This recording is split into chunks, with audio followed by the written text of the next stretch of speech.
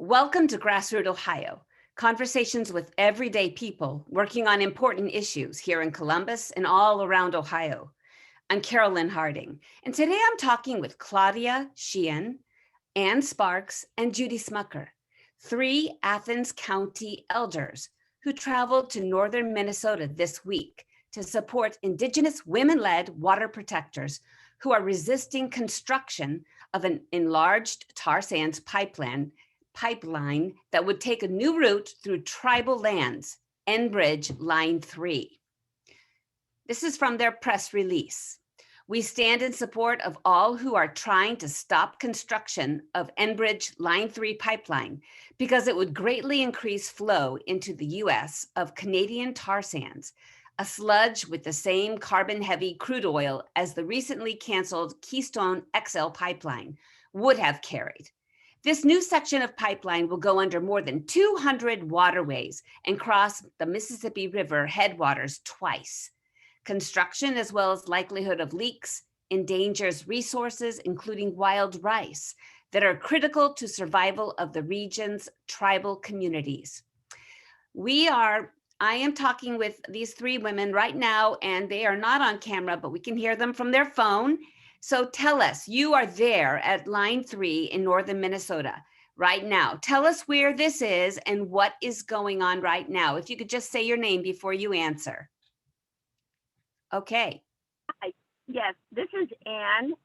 Hello. I'm calling in to talk to you from northern Minnesota in the area of all the small lakes that flow into the headwaters of the Mississippi River. And this is a crucial place that begins the supply of water for at least half of the country, the Mississippi River. So it's just a crucial area for water as a resource for everyone.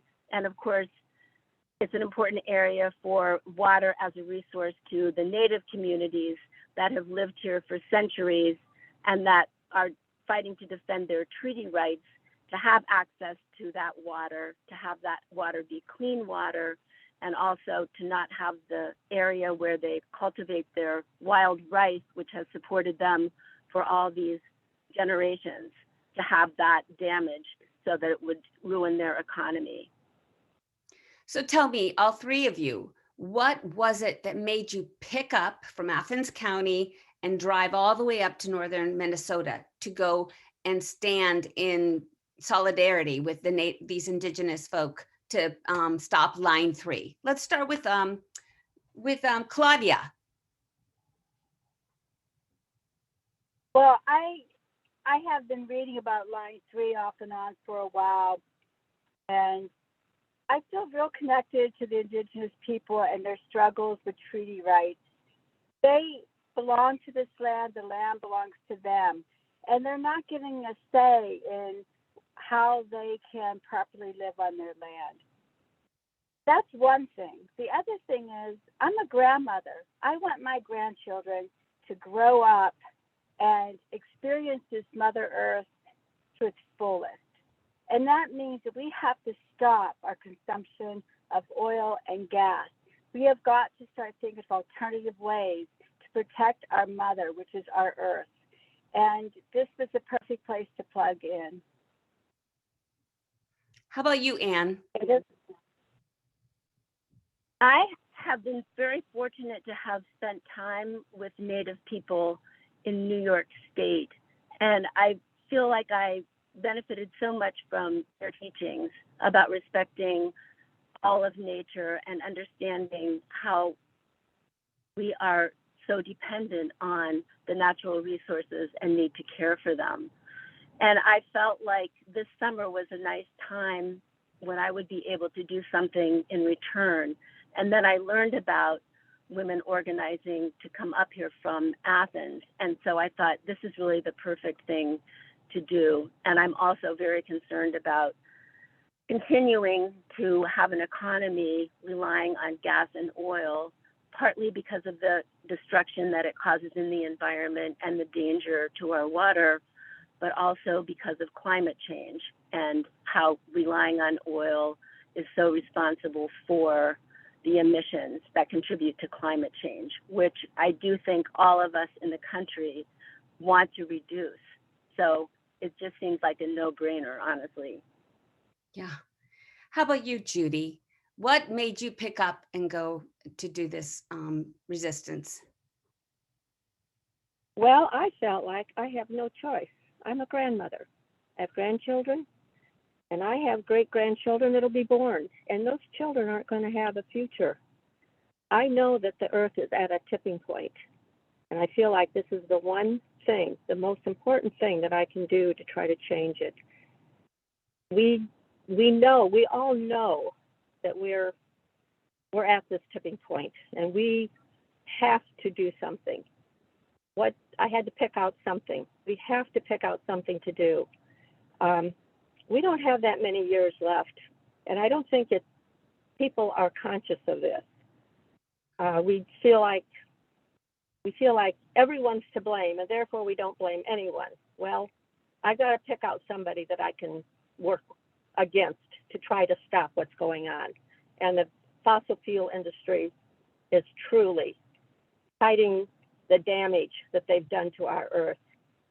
And I've read several books lately that just made me feel like it's time now. I've got to do something. The book, All We Can Save, I want to get this out here because I want people to read these books and maybe it will encourage them to do something. All We Can Save. It's a wonderful book of essays written by women who are very much involved in the climate crisis. Braiding Sweetgrass, which is written by a Native American woman, tells us how the Indigenous people are caring for the earth, even though there are only 5% of Indigenous people in the world. They hold 85% of the biodiversity in our world. And we have to be aware of these things. We cannot keep destroying Mother Earth. Tell me, what have you done since you've been up there? What is the resistance look like? And what have you been able to literally do, physically do? Tell us what you've done since you've been there and what you're doing right now. Well, this is Judy, and I will say that first of all, we're building community among ourselves.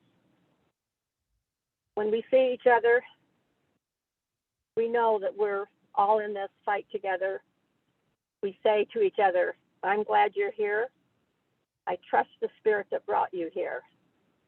We have a mission, and we need to let other people know that we can't just cut emissions. We have to end the emissions. Anybody else want to add something? There are many different levels that people work on. This is Anne, and we're learning about how a lot of that works.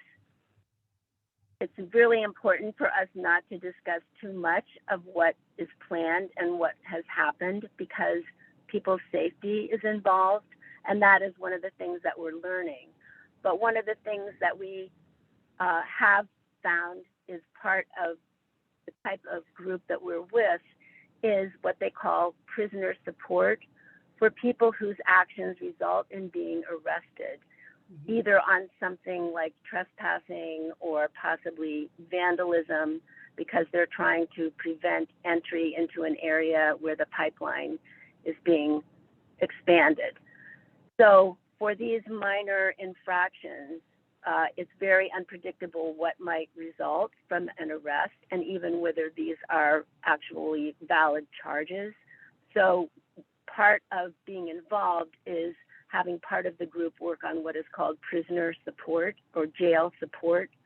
And what we've learned is that the Indigenous folks who are involved and also African American, Latino, and even GLBT people who are involved are at risk of being treated much differently and much more harshly by law enforcement.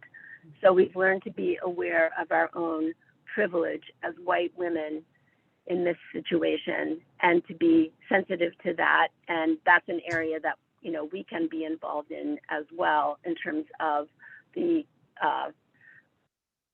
reaction of law enforcement. We can bring attention to that. So that's one of the ways that we can be effective. I understand that you're camping. Are most people camping up there, and most people self-sufficient, or is there provisions that they can bring or help with? What's the physical? I know there are several camps too going on up in northern Minnesota. So what have you experienced? This is Claudia, I've experienced a really marvelous week of camping with many people, most of them quite young, and watching the cooperation and the way they interact. They've been teaching us things, we've been teaching them things, hopefully, but mostly I think they've been teaching me. We've attended workshops on all kinds of issues. We have stood in solidarity with another camp that was being harassed by police with no legal rights. We've just worked as a collective of people who've come from all over the place with the purpose of stopping Line 3. Who is leading this fight? What organizations have really led online and physically there? There isn't one leadership. It's not a centralized effort, but many groups are in touch with each other. And we don't really reveal a lot about specific camps, but we can recommend a couple websites where people can find information that is public. One that's well known is Honor the Earth, which was started by Winona LaDuke, a very well-known, long-time Native activist in this area. And she welcomes people to come and find out what's going on. And there's a lot of information on her website that is Honor the Earth. And then one group that is asking for people to come and support them is called the GNU Collective, and that is spelled GINIW.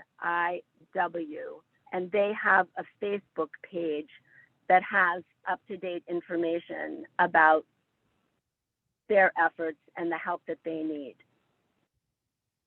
Excellent, excellent. I understand that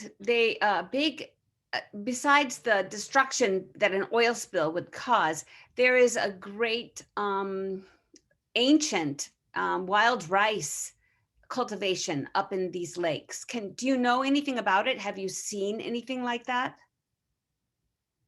This is Judy. I'm hoping that we're able to see the fields before we leave. But yes, it's a very important part of the Indigenous way of life. And they have been doing this for thousands of years. It's the real wild rice. I know when you buy rice at the grocery store, it will say wild rice, but it's from pods that have been created. This is wild rice that is grown in the lakes, and they harvest it with a canoe. It's a very unique process. And it's just terrible to think that they are going to try to put these pipelines under these lakes. We know that pipelines leak. There's not a pipeline that's been built that has not leaked. Yeah. And this company happens to have had the largest leak. Enbridge has had the largest leak in America. We all know about that. We know that they have one that was just stopped, trying to stop it from going into the Great Lakes, which has already added pollution to the Great Lakes. We all know the Great Lakes is the freshest water system in the world, the largest water system in the world, and that we are endangering. These pipelines are going to go through this beautiful area. Most of our land already is polluted. Our air is polluted. I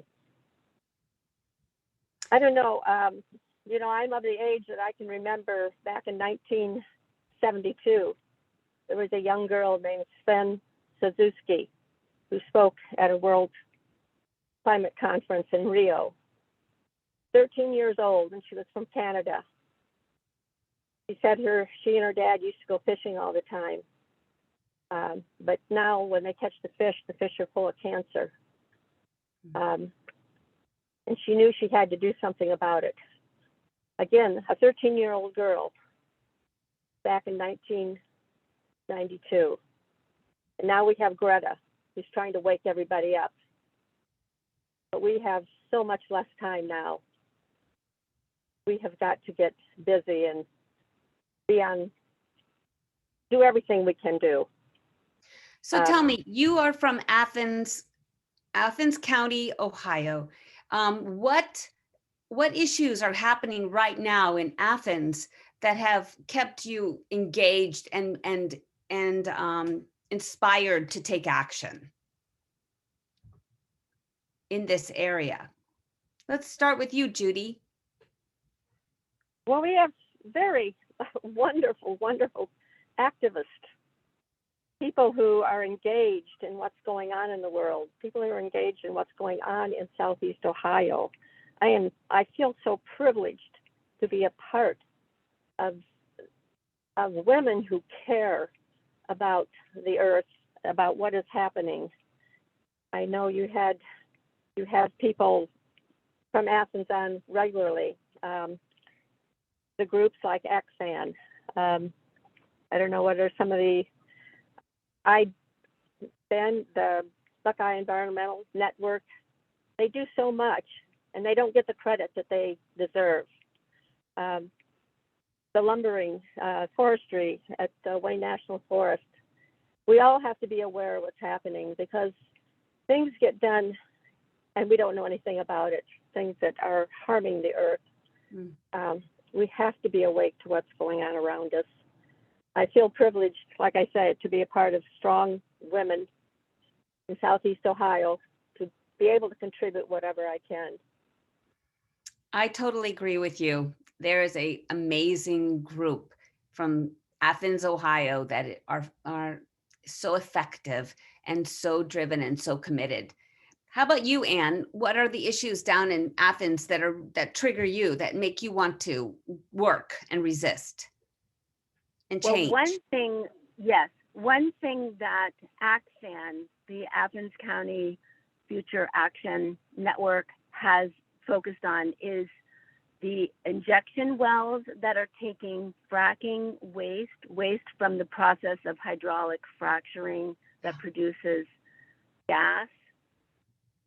That is being brought to Ohio and injected into wells in Athens County when there is absolutely no research that shows that these wells can adequately hold this waste. So people in the area are concerned and already experiencing effects of having that waste in their area. And it comes from fracking, which, although in our area there isn't a lot of fracking going on, there is a push in Southeast Ohio to start what they call cracker plants, where they would actually be storing fracked gas under the Ohio River, and they would use it in these cracker plants to produce plastic. So I think if we're talking about the problems with continuing to rely on oil, we also have to talk about plastic. Plastic is choking and killing our ocean. It's destroying the aquatic life that not only we rely on for food, but is part of the food chain that the whole world relies on. So people have to not be so short-sighted about what will result in some immediate benefit to one corporation or what somebody's job is right now. This is our task now in Ohio, is to create the jobs that are basically helping to transition us to cleaner, safe energy sources. And those jobs are there, but we just have to pursue them. And this is something that people in Athens are very committed to making happen. And you, Claudia? Well, I'm new to activism. I've always admired all my friends who are so active and so involved. And I would quite often say, give me one little job and I'd be glad to help you out. But my background is more in preservation. I have a beautiful acreage with beautiful land, and I'm watching what happens with invasives coming in, timbering happening. We're just not respecting the land the way we should. And I'm talking for myself, I'm talking for everyone. We need to start putting our attention into our backyards and what we are doing. Are we spreading insecticides, pesticides? Are we polluting our planet in order to be safe, to feel safe, or to feel comfortable? We have to look real close at what we're doing. A true activist has to be aware of their impact on the earth at every day. So I'm more into the education and teaching children respect, to not just recycle, but to reduce our waste and to learn to live in harmony with our earth. Well, I can tell that all three of you know a lot and are committed to our earth and to a more respectful way of life. And you're up there in Minnesota right now. And can you tell us what our listeners can do to help this cause? Can you give us actions that we can actually do to end this line 3? This is Judy, and the first thing I will throw out there is that we can defund this. These pipeline companies are dependent on financial corporations like Chase Bank and many other banks, but you can research this and see which ones are the greatest. Wells Fargo, there's several of them, but you can get your money out of these corporations. Don't have stock in gas and oil. The technology, we have the technology. We don't need gas and oil. We don't need it at all. People are making billions of dollars from destroying our earth, and we have to stop that. Defund these corporations. I will say that over and over again. Don't put your money where the gas and oil, with the companies that are funding gas and oil. Excellent. This is Claudia. I'd like to tell everyone to ask President Biden what he's doing. He has not come out in support of stopping Line 3. In fact, he has said that he's going to let Line 3 continue. He needs to come here. He needs to meet with his Indigenous people. He needs to see what this looks like on our land. When you allow them to go through treaty territories and disrupt the lives of people and the total destruction to the earth, it is sad. It is a terrible scar on our planet. Tell Biden, hey, where are you? We need you here.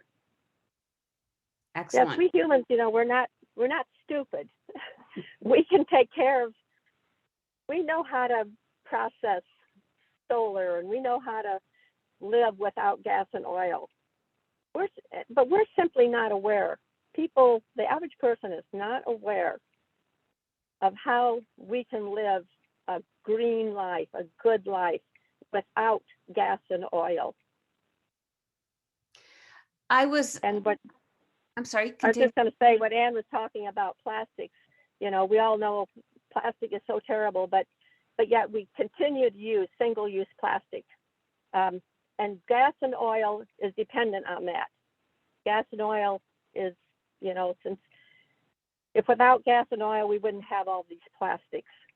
We have got to stop using plastics. We say we love our children, we love our grandchildren, but yet we can't stop using gas and oil.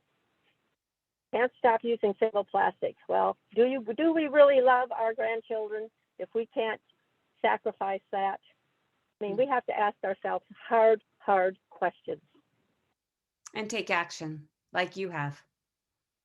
Yes, and I would again mention, this is Ann, the GNU Collective, spelled GINIW,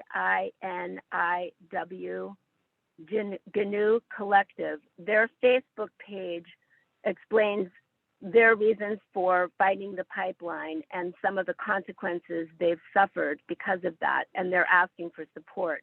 Indigenous people are saying they have been water protectors, and they have led us at Standing Rock to explain to the country that water is sacred and that it's something we all rely on and that we need it to be safe for everyone.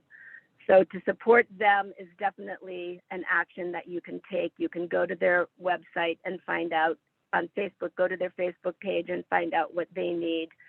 Go to the Honor the Earth website and see what they need. And then also in Ohio, we have pipelines and we have similar issues with threats to our water. And we have passed a law that increases penalties for people who are fighting these things. And these are very specific increases in the level of crime that is considered to be what people are committing who are protesting and trying to stop things like construction of pipelines. So this is something that is created just to protect corporations like Enbridge. It doesn't serve any purpose for the people of Ohio. So that is legislation that we want to fight, and people can join us in ending that higher penalty for people who are making their statement and trying to prevent further damage to our economy, to our quality of life, to our resources, our earth, and so on, with the pipelines and continuing with the oil and gas industry.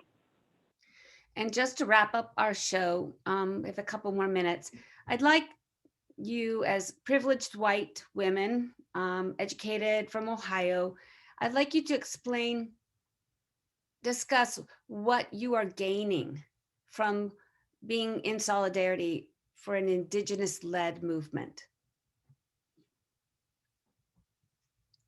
This is Claudia. I can tell you I'm gaining knowledge. I'm gaining understanding.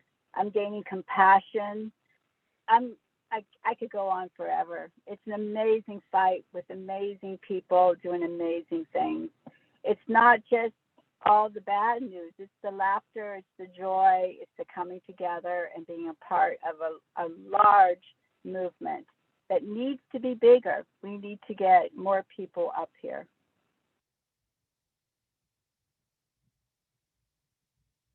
Anyone else? Well, this is Judy. People together can make a difference. We've read many times that it's small groups making big change. And it started out with small environmentalist groups coming together now. And we have to remember, maybe the billionaires that run these corporations, these gas and oil corporations, they've got a lot of money. And the politicians listen to them. They don't listen to the people. But that's why we have to bring the people together. They may have a lot of money, but we've got a lot of people. And last, is that Judy? That was Judy. All right. And who haven't I heard from this last question? That was Judy that just spoke. So talking about what we've learned from our experience, yeah, this is Anne. We've heard from Indigenous people who have been very welcoming towards us. And they've mentioned their story a little bit, but they're mainly interested in helping us focus on what their struggle is at this point. But when they do mention their own struggles, they talk about having their culture wrenched away from them when children were sent to boarding schools and not allowed to speak the language. They talk about all the treaties that they were forced to agree to and then that have been continuously violated. One group was holding a sacred ceremony in an area that seemed to be in the way of the pipeline, and they were treated very harshly. People have been threatened to leave or to not continue to be active. When people come in from other places to work on the pipelines, it endangers the Indigenous community because they're considered people who are not to be respected and treated as equals. And so they're likely to be victims of crime. And that is something that needs much more attention as well. So we've learned about their sorrows, but we've also learned about their great love of creation and their respect for all living beings on the planet, not just for people, but they see the earth as full of living beings, including all the plants, all the animals. And this is part of their vision of life every day, is being in harmony and protecting all these different aspects of our world. And it is a really beautiful vision of life that I hope I'll be able to carry with me when I leave. Thank you so much, my friends. Our time is up.